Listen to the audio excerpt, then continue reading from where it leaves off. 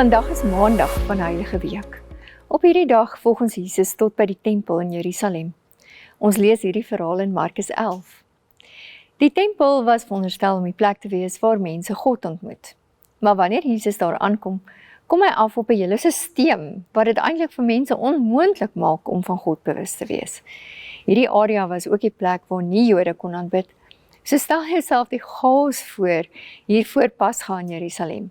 Jode en nie-Jode uit die hele streek wat by die tempel aankom, toue mense wat hulle beurt afwag, mense wat kibbel oor geld en offerdiere, skape en beeste en duwe en hokke en alles wat daarmee saamgaan, en die agente wat mense probeer lok en oortuig om by hulle te kom koop of geld te ruil.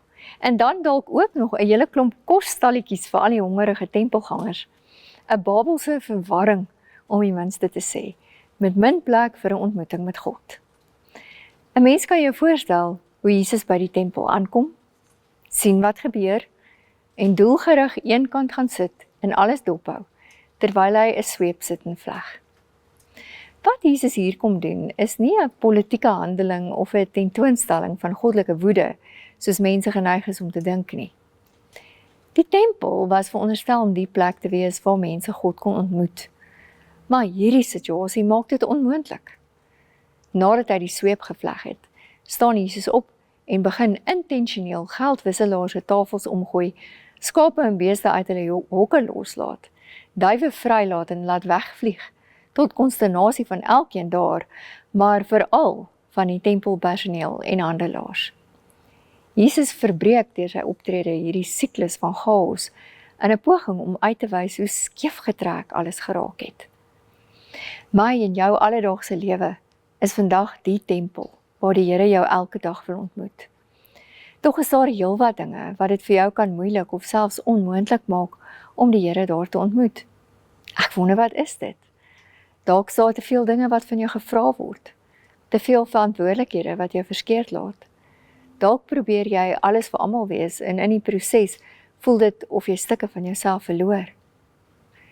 Miskien nooi Jesus my en jou om vandag, selfs net terwyl jy nou hier luister, saam met hom in die hoek te gaan sit, en bietjie vir 'n slag objektief te kyk na daardie dinge wat dit vir jou moeilik maak om die Here in die tempel van jou alledaagse lewe te ontmoet.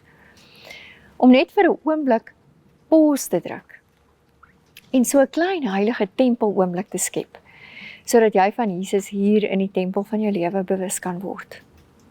Dalk kan jy vir die Here vra om raak te sien wat jy vandag net effens anders kan doen, sodat jy meer van hom in die alledaagse heiligheid van jou lewe bewus kan wees.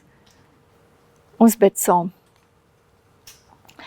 Here, help my om raak te sien waar dit vir my moeilik is om die heilige oomblikke van u ontmoeting in my lewe raak te sien, en om te sien wat dit vir my moeilik maak om u in die tempel van my lewe te verwelkom. Amen.